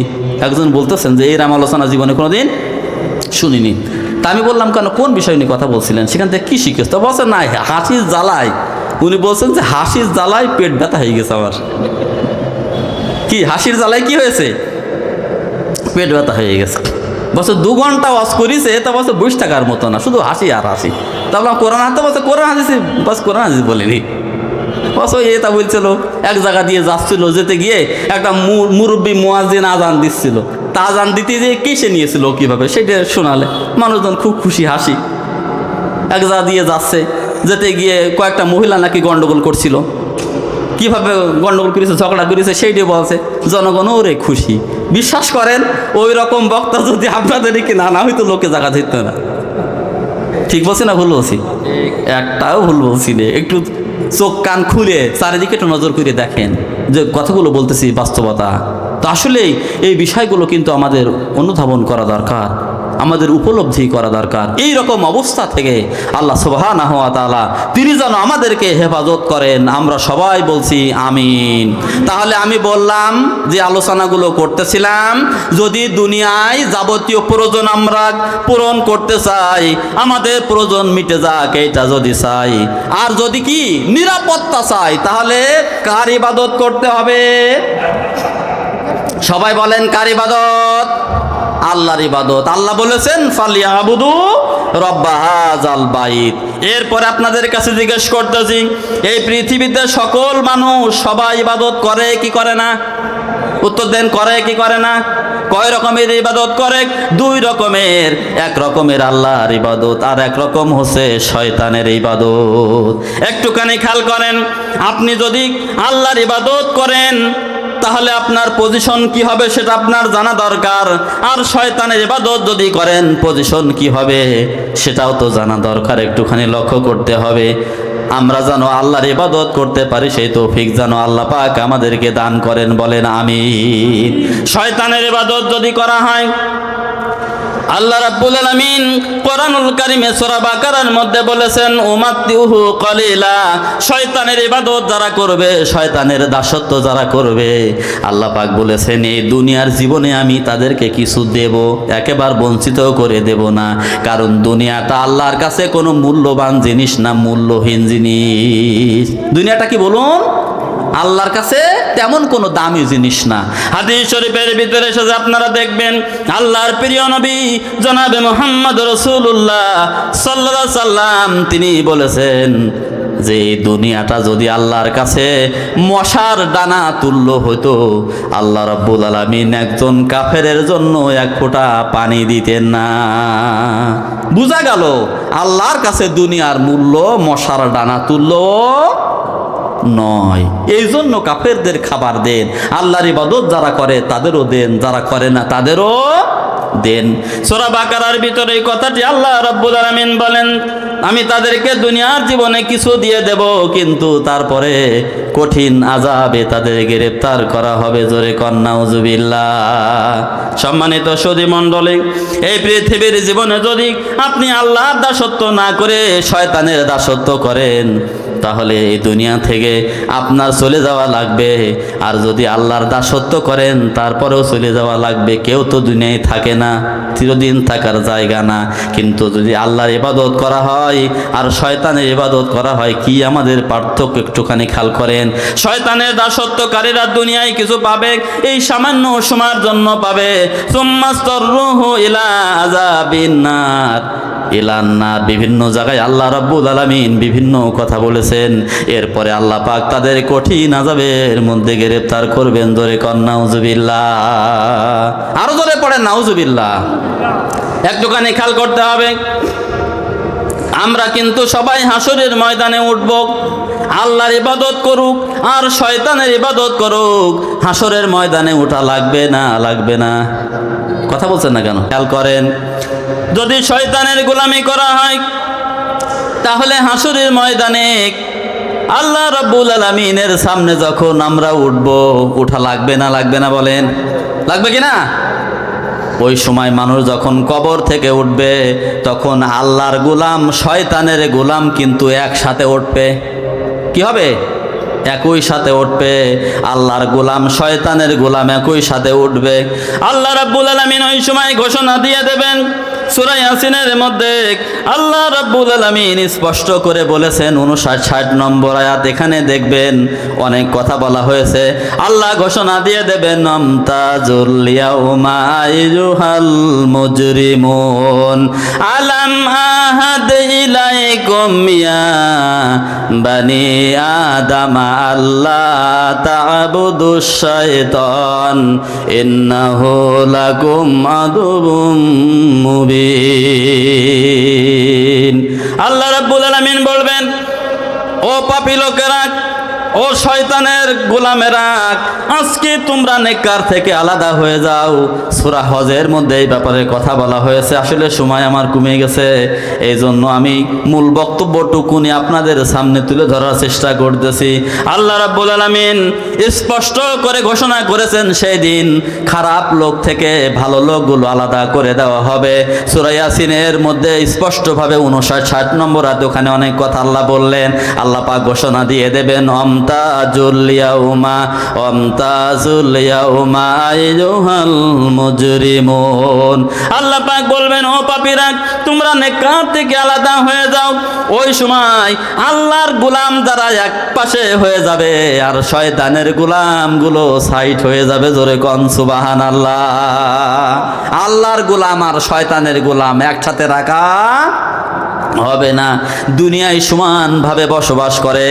দুনিয়ার নিয়ামত কিন্তু মূল নিয়ামত বরাদ্দ হয় আল্লাহর গোলামদের জন্য। শয়তানের গোলামরা কিন্তু আল্লাহর গোলামদের ওসিলায় খেয়ে যায়। আল্লাহর দাসের উপলক্ষ করে শয়তানের দাসেরা কি করে? খেয়ে যায়। আপনারা বলবেন, তা হয় কেন? একটুখানি উদাহরণ যদি দেই বুঝতে পারবেন। যখন বাড়িতে একজনের মেয়ের বিয়ে হচ্ছে, অনুষ্ঠান করা হচ্ছে, ওই বাড়িতে অনেক মানুষ আসলো, রান্না হলো, খাওয়া হলো, বর আসলো, বরের সাথে যাত্রী আসে। এটা কিন্তু শরিয়াত সম্মত না। আমার বাংলাদেশে যেভাবে বরযাত্রী আনা হয়, এটা কিন্তু শরিয়াতের বাইরে। মাঝখানে বলে নিলাম একটুখানি, এ ব্যাপারে ব্যাখ্যা দেওয়া যাবে। ওই রকম কিন্তু শরিয়াতের রুল নেই। প্রচলিত নিয়ম যেটা, এটার বিরুদ্ধে আমাদেরকে সোচ্চার হতে হবে। আমরা যাই কথা বললাম, ওই যে রান্না বান্না হলো, অনেক আরেজ করা হলো, বাপ করলো মেয়ের বিয়ের জন্য না অন্য কোনো উদ্দেশ্য আছে? কথা বলেন। মেয়ের জন্য করলো। এরপরে ওই যে রান্না বান্না হলো, খাওয়া দাওয়া হলো, আপনারা বলেন যার জন্য রান্না সে বেশি খায় না যাদের জন্য না তারা বেশি খায়? কথা বলেন দিন দেখি। তাদের জন্য না, মেয়ের জন্য ওই অনুষ্ঠান, মেয়ে খায় না, কান্নাকাটি করে। কথা কি ঠিক বললাম না ভুল বললাম? আসলে আয়োজন কিন্তু তার জন্য। বাপের ভালোবাসা মেয়ের জন্য, তার জন্য এত আরজ করলো, যার জন্য আরজ করা হয় সে কিন্তু খায় না, তার চিন্তা কাজ করে নতুন সংসারে যাব, স্বামীর সংসারে যাব, শাশুড়ির সাথে কেমন আচরণ করতে হবে, সেখানে তার নবজীবন সম্পর্কে সে শঙ্কিত হয়, এই জন্য সে কান্নাকাটি করে, খাওয়া দাওয়া করে না। কিন্তু যার ওই চিন্তা নাই, ও তো সব খেয়েও বলে খাওয়া হয়নি। এই জন্য যাদের জন্য পৃথিবীর আয়োজন, এই ব্যাপারে আমি অসংখ্য আয়াত থেকে দলিল দিতে পারবো। আল্লাহর গোলাম যারা, আল্লাহর আব্দ যারা, তাদের জন্য পৃথিবীর আয়োজন, কিন্তু তাদের খাওয়া হয় না, তারা সামনে পাইলে খায় না, কারণ চিন্তা করে আমার চলে যাওয়া লাগবে, কবরে প্রশ্নের মুখোমুখি হওয়া লাগবে, কিভাবে জবাব দেব, হাসরে উঠতে হবে, হাসরের ময়দানে দাঁড়িয়ে থাকা লাগবে, মালিকের সামনে জবাব দেওয়া লাগবে, আমার আমলনামা ডানে আসবে, ডান হাতে না বাম হাতে আসবে জানি না, এই টেনশন সে করে। সে চিন্তা করে মিজানের পাল্লা ভারী হবে না হালকা হবে, জান্নাতে যাব না জাহান্নামে যাব, পুল সিরাত পাড়ি দিতে পারবো কি পারবো না, এই চিন্তায় আল্লাহর বান্দারা কিন্তু সমানে খেয়ে যায় না। ঠিক বললাম না ভুল বললাম? আসলে আমাদের রুল মানার উচিত। যাদের জন্য খাবারের বরাদ্দ দুনিয়ায়, তারা কিন্তু ওই রকম খায় না। আর যারা বেহুশ, হুশ নাই, হারাম নাই, হালাল নাই, গড়ে খেয়ে সমান তালে চলে যাচ্ছে। ঠিক না বেঠিক বলেন? আমি আপনাদের সকলকে বলি, সামনে খাবার পাইলে খাবেন না, একটু যাচাই বাছাই করে দেখবেন আসলে হালাল রুজি না হারাম রুজি। রাসূলুল্লাহ শিক্ষা দিয়েছেন, কোনো জায়গায় আপনার স্বেচ্ছাচারিতা করার অধিকার নাই। আপনি একবারই গেলেন, খাবার খালেন, হয়তো ওই লোকটা মারিংয়ের টাকা, ফাঁকি দেওয়া টাকা, সুদের টাকা, ঘুষের টাকা, ব্যাট ফাঁকি দেওয়া টাকা, আপনি সমান তালে গিলে যাচ্ছেন। ওই রকম খাদ্য খাওয়া রাসূলুল্লাহ শিক্ষা দেয় নাই। কথা বুঝতে পারছেন? ওই রকম খাদ্য খাওয়া রাসূলুল্লাহ শিক্ষা দেন নাই। এভাবে রুল আছে, নীতিমালা আছে। আমি যে সমস্ত পয়েন্টে যদি এক এক পয়েন্টের পরে কথা বলি, কোরআন হাদিস থেকে ঘন্টার পর ঘন্টা দলিল দেওয়া যাবে, আলোচনা তুলে ধরা যাবে। কিছু সারমর্ম বলার জন্য চেষ্টা করতেছি। তো যেই কথা বলতেছিলাম, যাদের জন্য আয়োজন তারা দুনিয়ায় ভোগ করে না, আল্লাহ রাব্বুল আলামিন আসলে দিয়েছেন ইমানদারদের জন্য। এই জন্য হাসরের ময়দানে আল্লাহ ঘোষণা দিবেন যে ওয়ামতাজুল ইয়াউমা আইয়ুহাল মুজরিমুন, ও পাপী লোকেরা, আজকে ইমানদার থেকে তোমরা আলাদা হয়ে যাও। যখন আলাদা হয়ে যাবে, এইবার পাপের উদ্দেশ্য করে আল্লাহ পাক বলবেন আলাম আহাদ ইলাইকুম ইয়া বানি আদম আল্লাহ তা'বুদুশ শাইতান ইন্নাহু লাকুম আদুউম মুবিন। আল্লাহ বলবেন, ও শয়তানের গোলামেরা, আমি কি বলিনি যে শয়তানের গোলামি করো না, শয়তানের দাসত্ব করো না। আল্লাহ তা'বুদুশ শাইতান, ঠিক আছে তো? খবরদার, শয়তানের দাসত্ব করো না। এ কথাকে আমি বলিনি, আমি তো বলেছি আনি বুদুনি হাযা সিরাতুম মুস্তাকিম, আমার দাসত্ব করো, এইটাই সঠিক রাস্তা, এইটাই সরল রাস্তা, এই কথা আমি বলেছিলাম। কিন্তু যখন মানো নাই, হাযিহি জাহান্নামুল্লাতী কুনতুম তুআদুন ইসলাউহাল ইয়াউমা বিমা কুনতুম তাকফুরুন। আল্লাহ রাব্বুল আলামিন সূরা ইয়াসিনের 63-64 নম্বর আয়াতের মধ্যে বলেছেন, আসলে ডানে বামে অনেক কথা আমি এড়িয়ে চলে গেলাম, শুধু সারমর্মটুকুনি বলার জন্য চেষ্টা করতেছি। আল্লাহ রাব্বুল আলামিন বলবেন, যখন শয়তানের দাসত্ব করেছো, তাহলে হাযিহি জাহান্নামুল্লাতী কুনতুম তুআদুন, এই জাহান্নাম আমি ওয়াদা করেছিলাম শয়তানের গোলামদের জন্য জাহান্নাম দেওয়া হবে। এই জাহান্নামে ইসলাউহাল ইয়াউমা বিমা কুনতুম তাকফুরুন, সত্য স্বীকার করার কারণে এই জাহান্নামের মধ্যে প্রবেশ করে এখানে চিরদিন বসবাস করো। জোরে কর নাউজুবিল্লাহ, আরো জোরে পড়ে নাউজুবিল্লাহ। জাহান্নামে কি আমরা যেতে চাই? বলেন না কেন? তাহলে শয়তানের ইবাদত করা যাবে না। এরপরে আপনি যদি আল্লাহর ইবাদত করেন, যদি আল্লাহর গোলামি করেন, আল্লাহর দাসত্ব করেন, কি ফলাফল হবে? আল্লাহ রাব্বুল আলামিন সূরা আরাফের 96 নম্বর আয়াতের মধ্যে বলেন, ওয়ালাউ আন্না আহলাল কুরআ আমানু ওয়াত্তাকাউ লাফাতাহনা আলাইহিম বারাকাতিম মিনাস সামাই ওয়াল আরদ। এই দুনিয়ার জীবনে কি ফলাফল হবে? সূরা কুরাইশের 3 এবং 4 নম্বর আয়াত দিয়ে বোঝানোর চেষ্টা করেছি। যাবতীয় প্রয়োজন আপনার মিটিয়ে দেওয়া হবে। ইসলাম যদি আমরা পেয়ে যাই, আমাদের সমাজে যদি কোরআনের শাসন হয়ে যায়, সব অধিকার পাবে, প্রত্যেকের অধিকার পাবে, মুসলিমরা অধিকার পাবে, চাইলেও পাবে, না চাইলেও পাবে, পুরুষ পাবে, নারী পাবে, ছোট পাবে, বড় পাবে, নন মুসলিম যারা আছেন তাদেরও অধিকার দেওয়া হবে। কারণ কোরআনুল কারিমের মধ্যে জীবনের সকল বিষয় আল্লাহ বর্ণনা করে দিয়েছেন। সুবহানাল্লাহ বলেন। আল্লাহ রাব্বুল আলামিন বলেন, কোন এলাকার মানুষ, কোন জনপদের মানুষ সূরা আরাফের 96 নম্বর আয়াতের মধ্যে বললেন, যদি তাকওয়া ভিত্তিক জীবন যাপন করে, আমানু আত্তাকাও, ঈমান এনে তাকওয়া ভিত্তিক জীবন যাপন যদি করে, আল্লাহর দাসত্ব যদি করে, আল্লাহ বলেন লা ফাতাহনা আলাইহিম বারাকাতিম মিনাস সামাই ওয়াল আরদ, তাহলে আসমান এবং জমিনের সকল রহমতের দরজা আমি আল্লাহ তাদের জন্য খুলে দেব। সুবহানাল্লাহ। আমরা যে কথাগুলো বলি কোরআনুল কারিমের কথা, আল্লাহর ওয়াদা। আমার বাংলাদেশের পার্লামেন্টে যদি কোরআন চালু হয়ে যায়, বাংলাদেশের সংবিধান যদি কোরআন হয়ে যায়, আপনাদের কাছে আমার প্রশ্ন, আল্লাহ যে ওয়াদা করেছেন তিনি কি ওয়াদা পালন করবেন না করবেন না? আসতে বলেন কেন? ও মুসলমানেরা, উদাত্ত আহ্বান জানাই, আল্লাহর ইবাদত সব জায়গায় করতে হবে। আপনি নামাজের মধ্যে ইবাদত করবেন, আপনি রোজার মধ্যে ইবাদত করবেন, মাঠে ইবাদত হবে, ঘাটে ইবাদত হবে, আপনি চাকরি করেন ওখানেও আল্লাহর ইবাদত হবে, আপনি বিচার করেন ওখানেও আল্লাহর ইবাদত। যদি আল্লাহর আইন দিয়ে বিচার করা হয়, তাহলে বাংলাদেশের সুপ্রিম কোর্ট হবে ইবাদতের একটা বড় জায়গা। ঠিক কিনা বলেন? পার্লামেন্ট হবে ইবাদতের একটা বড় জায়গা। হাদিস শরীফের মধ্যে স্পষ্টভাবে এসেছে, হাসরের ময়দানে আল্লাহ পাক অনেককে আরশের নিচে ছায়া দেবেন, তার মধ্যে ওই বিচারক যে ন্যায় বিচার করে। চিন্তা করতে পারেন কত বড় ইবাদত, কত বড় ইবাদত যে ন্যায় বিচার করবে। কোরআনের আইন চালু হলে সবাই আমরা বেঁচে যাব। এখন কোরআনের আইন যদি আমরা মানি, ওই কোরআনের আইন মেনে বিচার করলেও ইবাদত, আর কোরআনের আইনের বাইরে যদি বিচার করা হয় সেটাও ইবাদত। বলেন দিন কার ইবাদত? তা শয়তানের ইবাদত করলে কোথায় যাওয়া লাগবে? কোথায় বলেন? জাহান্নামে যাওয়া লাগবে। দুনিয়ায় লাঞ্ছনা গঞ্জনা হবে, কিছু পাওয়া যাবে, কিছু সম্মাননা, কিছু অপমান, কিছুদিন ভিআইপি পারসন, কিছুদিন পলাতক পারসন। ঠিক কিনা বলেন? আর যদি আল্লাহর বিধান আমরা মানতে পারি, তাহলে শান্তি পাওয়া যাবে, সুখ পাওয়া যাবে। এই দুনিয়ার জীবনে শান্তি পাওয়া যাবে, আর পরকালের জীবনে কি হবে? আল্লাহ রাব্বুল আলামিন সূরা বাকারার মধ্যে স্পষ্টভাবে তুলে ধরেছেন, ওয়াবাশশিরিল্লাযীনা আমানু ওয়া আমিলুস সালিহাতি আন্না লাহুম জান্নাতিন তাজরি মিন তাহতিহাল আনহার।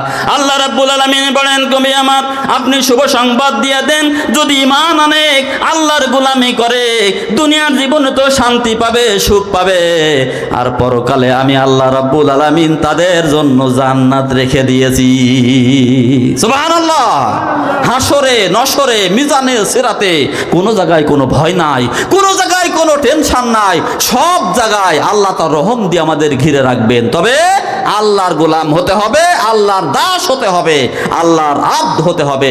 আপনাদের কাছে আমি জিজ্ঞেস করি, কোরআনের আইনের বাইরে যে কি আল্লাহর আব্দ হওয়া যাবে? কথা বুঝছেন না কেন? হওয়া যাবে? আমার বাংলাদেশের অনেক মুসলমান ওরা বলে যে হুজুররা রাজনীতির কথা বলে কেন? ও মা, তার রাজনীতির কথা বলবো না তা বলবো কি? কোরআন তো রাজনীতি দিয়ে ভরা। কোরআনের রাজনীতি আছে না নাই? যদি কেউ মনে করে কোরআনের রাজনীতি নাই, ও টাটকা কাফের। কথা শুনছেন? যদি কোনো মুসলমান মনে করে কোরআনের রাজনীতি নাই, আপনারা বলুন তো সে কি? সন্দেহ আছে? যদি সন্দেহ থাকে তা সেও কাফের, আর তাকেও যদি কেউ কাফের মনে না করতে পারে তা সেও কাফের। এইরকম যত সাপোর্ট দেবে তত কাফের হবে। বুঝতে পারছেন বিষয়টি? কারণ কোরআনুল কারিমের মধ্যে সব বিধান রয়েছে। আপনি রাষ্ট্র চালাবেন, আল্লাহ আইন দেন নাই, তাকে হতে পারে? আচ্ছা, আপনাদের কাছে একটা প্রশ্ন করবো, আমাদের নবীজি কোনোদিন রাষ্ট্র চালিয়েছিলেন? সত্যি কথা বলছেন?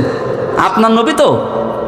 এজন্য যারা যে কোনো দল করছেন না কেন, আমাদের দল তো একটা, মুসলমানদের দল কটা? নাম কি? ইসলাম। বলেন, মুসলমানদের দল কটা? একটা, নাম কি? ইসলাম। ইসলাম কমপ্লিট কোড অফ লাইফ। ইসলামের সব আছে, মানবের জীবনের জন্য যা দরকার সব আছে, রান্নাঘর থেকে শুরু করে পার্লামেন্ট পর্যন্ত সব আছে। এই বিধান যদি মানেন আপনি মুসলিম, আর যদি না মানেন কি? শয়তান। আপনি শয়তানের শয়তানের দাস। শয়তানের দাস কিন্তু জান্নাতে যাবে না। বিষয়টা মনে রাখতে হবে, আমাদের খেয়াল করতে হবে। এই জন্য আমাদের একযোগে আমরা মুসলমান। আর আমাদের আদর্শ নেতাকে বলেন তো, আমাদের নেতাকে হযরত মুহাম্মদ সাল্লাল্লাহু আলাইহি সাল্লাম। কোরআনুল কারীমের মধ্যে নবীদেরকে আল্লাহ নেতা হিসেবে ঘোষণা করেছেন। আমরা কি আদর্শ নেতা হিসেবে নবীজিকে মানতে পারি? পারি কি সবাই? যদি কেউ না মানতে পারে ও তো টাটকা কাফের। কারণ কলেমায়ে তৈয়বা ঈমান আনতে গেলেই যেটা পড়তে হয় তার পাঠ দুটো, লা ইলাহা ইল্লাল্লাহ, তারপরেটা মুহাম্মাদুর, কথা বলেন না কেন? রাসূলুল্লাহ বলেন মুহাম্মাদুর। সূরা আম্বিয়ার মধ্যে যে দেখেন ওয়াজআলনাহুম আইম্মাতান ইয়াহদুনা বিআমরিনা, আল্লাহ নবীদেরকে নেতা হিসেবে ঘোষণা করেছেন। ওখানে অনেক কথা বলা হয়েছে। কাজে নবীদের যারা নেতা মানবে না, অন্য নেতার পক্ষে স্লোগান দেবে, সে মুসলমান না, কাফের, কাফের এবং কাফের। এ ব্যাপারে কোনো কনফিউজ থাকার কথা না। যদি কারোর থাকে সেও কাফের। আমরা বিষয়টা কি বুঝতে পেরেছি?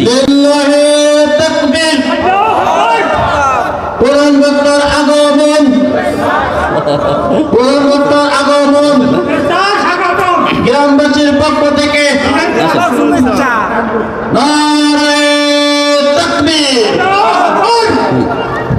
তাহলে এত সময় ধরে যে কথা বললাম, এই পৃথিবীর সকল মানুষ আমরা আপনাদের কাছে জিজ্ঞেস করব, কয় রকমের আব দুনিয়া আছে? কথা বলতে হবে, 2 মিনিটে শেষ করে দিচ্ছি। কয় রকমের আব? কার কার বলেন? আল্লাহর আর শয়তানের। আল্লাহর আব কারা বলেন? আল্লাহর আইন যারা মানে, আর আল্লাহর আইন যারা মানে না তারা কার আব? শয়তানের আব।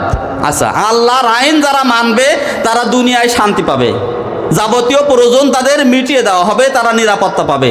সূরা কুরাইশের কয় নম্বর আয়াত আছে বলেন? 3 এবং 4। আখিরাতে কোথায় যাবে? জান্নাতে যাবে। আর শয়তানের আব যারা হবে দুনিয়ায় কিছু পাবে, কিন্তু আখিরাতে কোথায় যাবে? জাহান্নামে যাবে। আমরা কোন দলে থাকতে চাই? জান্নাতীর দলে, তাই না? তাহলে আল্লাহর আইন চাই, আর আদর্শ নেতা কি? মুহাম্মদুর রাসূলুল্লাহ সাল্লাল্লাহু আলাইহি সাল্লাম।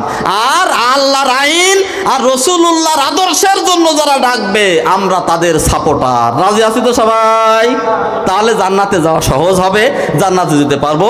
আল্লাহ যেন এই বুঝটুকুন আমাদের দান করেন, আমরা যেন সত্যের অনুসারী হতে পারি, আমরা যেন ধর্ম আর রাজনীতি আলাদা না করি। ইসলাম কমপ্লিট কোড অফ লাইফ, জীবনের সকল নির্দেশনা আছে, আলেম ওলামাদের জন্য আছে, জনগণের জন্য আছে, সবার জন্য আছে। আমরা যেন সবাই মিলেমিশে সুখী এবং সমৃদ্ধশালী এই বাংলাদেশ গড়তে পারি, দুনিয়ায় যেন শান্তি পাই, পরকালে যেন জাহান্নাম থেকে বেঁচে যায়। আল্লাহ আমাদের সকলকে সে তৌফিক দান করে দিও। সবাই বলছি আমি।